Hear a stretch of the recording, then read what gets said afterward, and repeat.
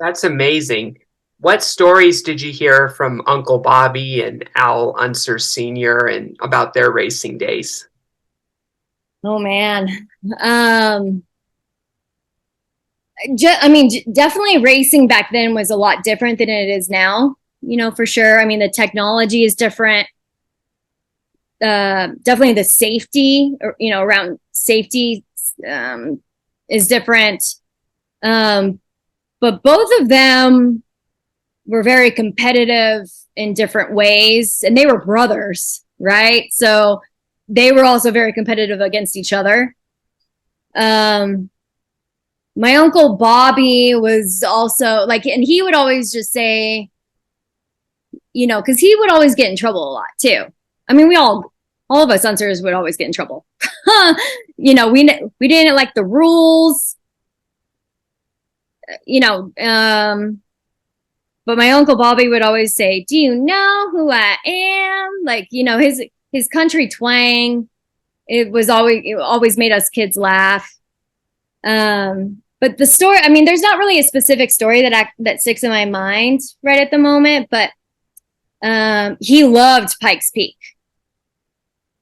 and that also helped kind of shape them and prepare them for the Indianapolis 500. But it didn't matter, really what engine or whether it was a motorcycle or car. What was great about my family was that they made things happen. I think they did a lot for racing. They definitely helped drive the sport. But my uncle Bobby and my grandpa, like, they were competitive as all hell. Like, they just had fun. And it was all about fun, but also, them as mechanics, like, they also had fun just building cars. Say that again? That's amazing. Yeah. Just wondering, did Bobby ever tell you about that time that he won his third Indy race only to have the results change the morning after and then changed again in October? I mean, I heard that story, but not in full detail. But that's just like him, right? Like, that is definitely just like him. Yeah. And did you ever figure out about Al winning his fourth 500 and what it was like with that? I mean, just exhilarated for sure. But in my family, winning, they definitely wanted to keep going. It was never enough. Um, That explains Bobby's book, Winners Are Driven. yes, winners are driven, and like, that's definitely a lot like my family, and you know, I definitely feel like, that a lot in myself. Like, we're driven. Drivers are, especially with my family, we never quit.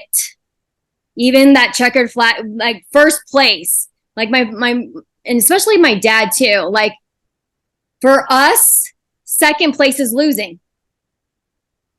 Anything less than a win is losing. Yep. Oh yeah.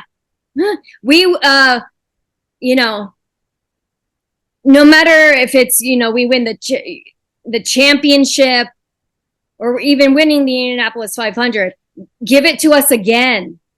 It's not enough to win it the first time. I mean, it's just awesome that, I'm really proud to say that, my family's won it 9 times, the Indianapolis 500 9 times.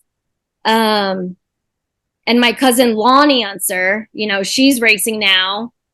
And, I'm really excited to see her career kind of go up. And my younger brother, Joey, he's got 2 kids, so, we're not done. There's still more to do, right? There's still cars are going to keep going. Tracks are still there, more to be built. And I don't know if you saw my latest post on either Instagram or Facebook about Lonnie, but and it's my grandpa's no longer here, my uncle Bobby, but also the rest of my family, like my great uncle Louie. They're all in heaven. In my mind, they're all like sitting on clouds watching over us.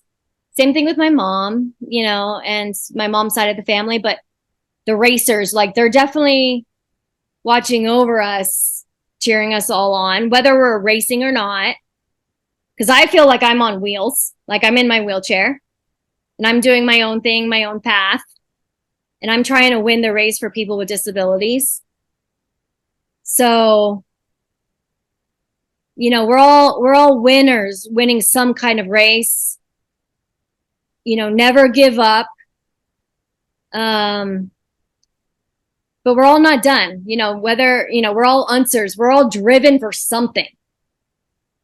So, but they're definitely watching over us, and there's more wins to be had.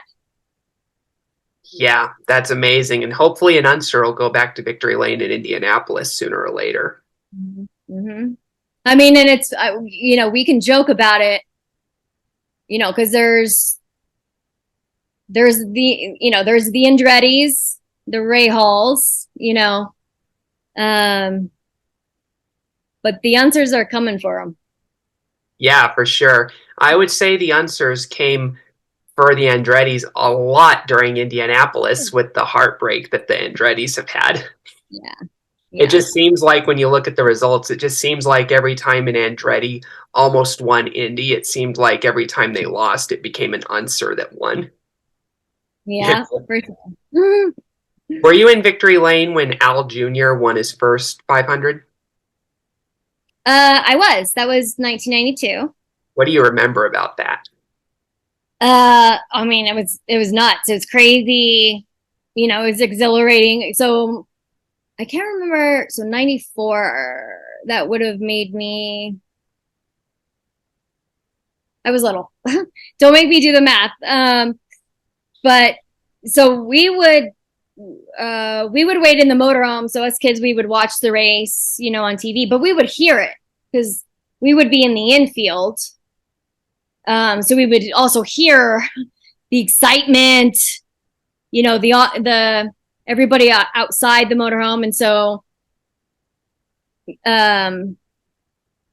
people who were on my dad's team, Pete Twitty, he was, super tall. So they would come get us kids to be, part of the excitement and the celebration. So when it was about close, when they kind of knew this was happening, that, my dad was going to win it, they would come get us kids and they would rush us running, they would have us in their arms, my sister Shannon, my brother Al, and myself, to take us over to Winner's Circle. And just like, you're hearing the fans in the crowd, and my mom and my dad, like, and everybody's sweating. And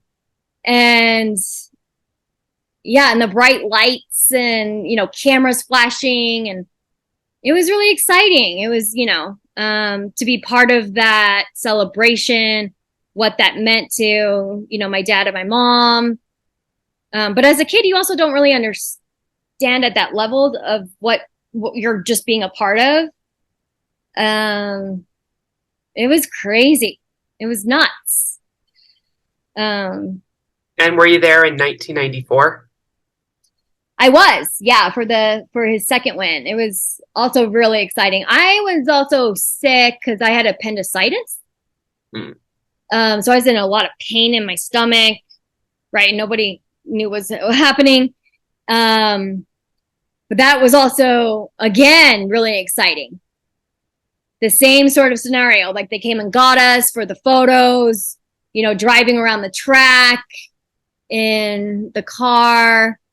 And that night, during the banquet, during the Indianapolis 500 banquet dinner, that's when I had to be rushed to the hospital. But like it was funny because like I was taken to the hospital in a limo with my mom and several others in their banquet gowns. So yeah, that I definitely remember because I had to have surgery that night, and it was the shortest. I think it's still the shortest speech that my dad gave in Indianapolis 500 history during the banquet. Mm. So yeah, I definitely remember 94 for sure, but they were all equally exciting, you know?